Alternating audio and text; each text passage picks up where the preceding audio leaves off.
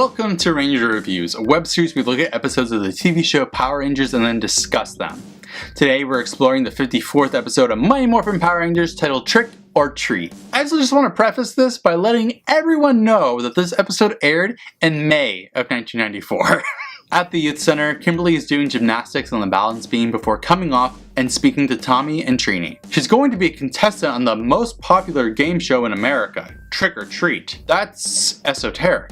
Also, she's excited because she could win a brand new car. Hope it comes in pink or else Kimberly's gonna have to sell it for parts. Unfortunately, Tommy can't be there because there's an inner city karate match. Then we find out the best part. Skull's Kimberly's opponent on the show. And yeah, he ends up with his face in a bowl of guacamole, I guess. On the moon, Rita tells Goldar to unleash the pumpkin wrapper monster. Jesus Christ. Also, they apparently planted the seeds off screen already. At the game show, the Rangers sans Tommy are in the audience, and it's being hosted by a guy dressed up as a vampire. Kim and Skull go up to their podiums, and then the worst explanation is given. You must ask the host trick questions.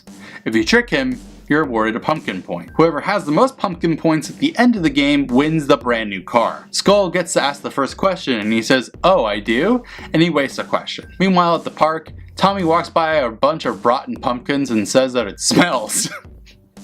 Cool. So, Rita sends down putties to stop him from walking by them, I guess. We get an awesome Tommy versus Putty fight in the pumpkin patch to the tune of Go Green Ranger. It's now Kim's turn at the game show and she asks if he could tell her the identities of the Power Rangers and it tricks him so she gets a point. Now the question is, can't you get 3 more pumpkin points by playing the Wicked Wheel of Misfortune?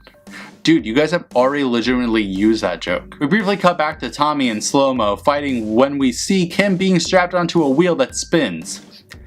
Definitely not what I was expecting. Finally, Tommy defeats the putties and runs away, and now Squad is watching the game show. So apparently they're waiting on Pumpkin Wrapper to become ripe. Tommy contacts Zordon, who tells him that they'll get in contact with him if need be, and Tommy jumps off camera in the funniest way possible. Back at the game show, Skull tricks the host by reciting whatever Bulk is mouthing to him by asking him what is his best friend's name. And he tricks the host. Skull gets to play the Wicked Web of Disaster game. Oh, and now Tommy's at his karate tournament. Skull has to get 3 bugs off the web before the spider gets him, and Zach says, "Yuck, bugs." Consistency. Then Skull gets sprayed in the face by a big plastic spider. And now someone is doing karate at the tournament and Tommy just claps. Rita gets mad because her monster isn't awake yet. And we see that Alpha is watching the game show in the command center when the alarms go off. The Rangers motion to Kim to get out of there because they have to go. And Kim fakes fainting and the others run over to wish she winks at them. Bulk yells that Skull won by default and they celebrate. The Rangers teleport out of there to the command center where they watch the moving pumpkins on the viewing globe. Zordon tells them about the pumpkin wrapper and how there are evil pumpkins that will be attached to their heads and make it impossible for them to breathe. Now this is the content that I came for, Power Rangers. When Trini politely asks, what can this monster do? Zordon says that he will attempt to distract them with its clever raps and rhymes and wrap his vines around them. It's morphin' time! At the pumpkin patch, they all look at the pumpkins besides Kim, and the pumpkins immediately get stuck onto everyone's head except for Kim, who has to rush in with her blade blaster and cut off the pumpkins off of her dumbass friends' heads. Now the pumpkins are moving, and now they have putties with pumpkin heads. Yes, yes, yes! There's a putty fight where when they defeat the putties, they turn back into the pumpkins, to the tune of Ron Wasserman's Combat. God, I love this show. Billy sees a big ass pumpkin, so they flip over to it and they do a terrible rhyme at it for some reason, and then it turns into Pumpkin Wrapper. And he starts rhyming, and when he speaks, there's a terrible / awesome hip hop beat going on in the background.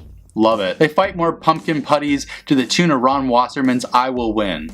Man, they really used the entire record this episode, huh? Now the pumpkin wrapper hits their blade blasters out of their hands with his vines, and he shocks them with more vines around them. Time to call in Tommy, who is literally about to go onto the mat. He morphs to the scene, cutting the vine. Tommy says that he's going to rush Pumpkin Wrapper like the glory hog that he is, while they get their weapons ready. And Jason says that they have to use the Mega Blaster. Since when was it ever called that? They put them together and fire, killing the pumpkin wrapper. Outside the youth center, Kim and Tommy apologize to one another that they had to lose everything today when Bulk and Skull roll up in a red Ford Mustang when the network standards and practices lady shows up and says that they reviewed the episode and saw that they were cheating, so she's taking the car back. But not before she closes the door on Bulk's mummy outfit and unravels him.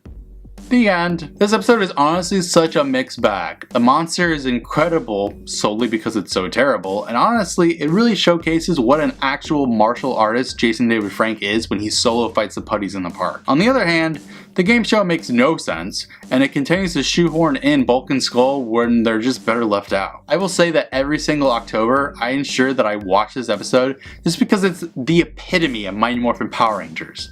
A rapping monster, and pumpkins on the helmets that cause them to be unable to breathe.